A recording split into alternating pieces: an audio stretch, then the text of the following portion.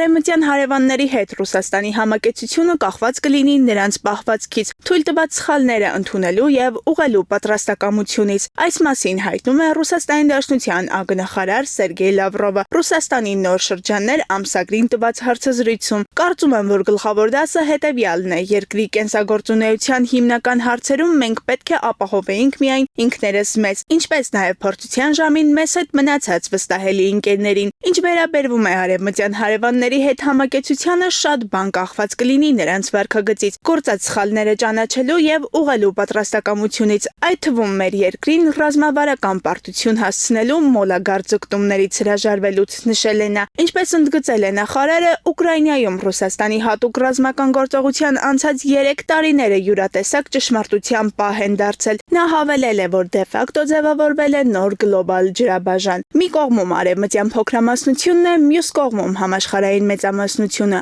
ասել է Լավրովը։ Դրանք բոլոր այն երկրներն են, ինչպես նաև արևմուտքի բարի կամքի մարդիկ, որոնք հանդես են գալիս բազմաբևեռ խաղաղության հաստատման օգտին, շահերի հավասարակշռության հիման վրա, ընդգծել է Լավրովը։ Հասմիկ Անտոնյան, Գևորգ Մարտիրոսյան, Եվրոմեդիա 24։